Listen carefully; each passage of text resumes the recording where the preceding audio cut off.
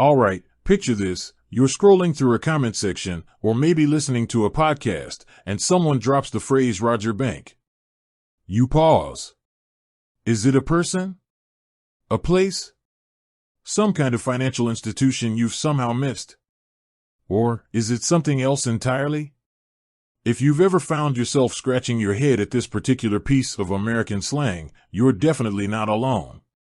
Because let's be honest, the world of slang is a wild, ever-evolving beast, and keeping up can feel like trying to catch smoke with your bare hands.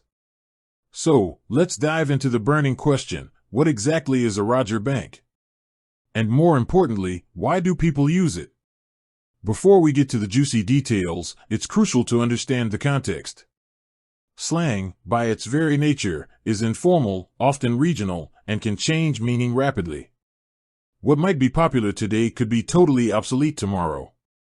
And Roger Bank is no exception. It's a phrase that's found its niche in specific online communities, particularly those dealing with gaming, internet culture, and the kind of ironic humor that thrives in those spaces. Now, let's break it down. The core of Roger Bank lies in its playful, almost absurd nature. It's not a literal bank, of course.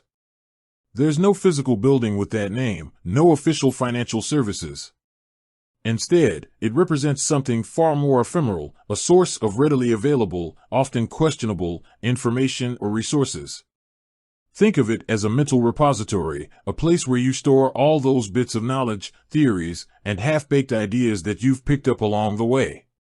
It's the kind of stuff you might reference in a casual conversation, even if you're not entirely sure where you heard it or if it's even accurate. But why Roger? That's where things get a little more interesting. The Roger here is a nod to the military phonetic alphabet. Roger is used to signify the letter R, often in radio communications to indicate that a message has been received and understood. It's a simple, straightforward confirmation.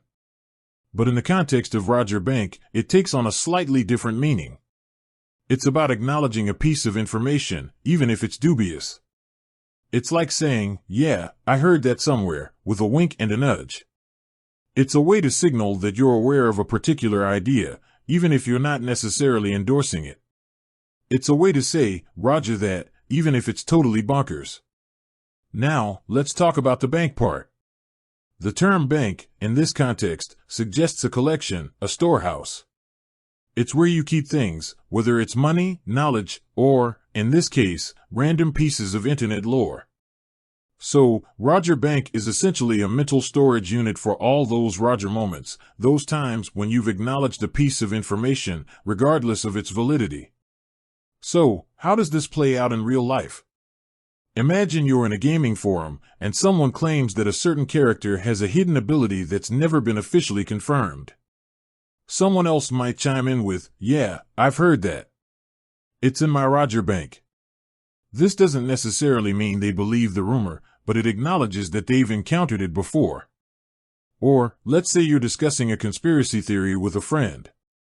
They throw out a particularly outlandish claim, and you reply, "Oh, that's in my Roger Bank. I've got a whole section dedicated to that kind of stuff."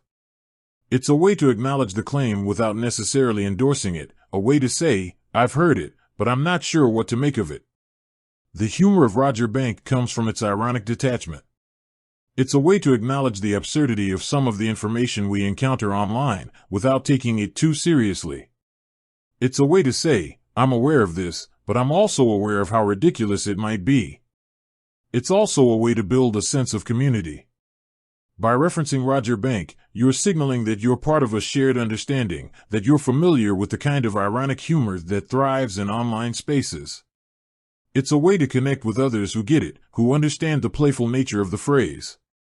Now, it's also important to note that Roger Bank is not universal.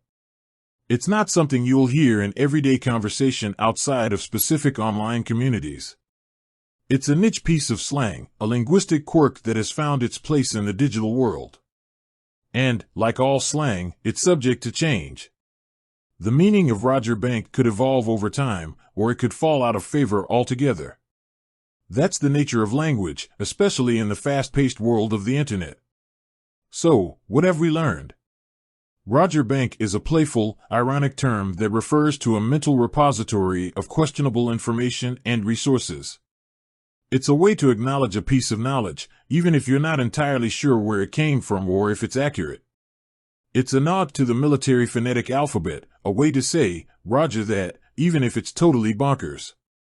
It's a testament to the creativity and humor of online communities, a linguistic quirk that has found its place in the digital world.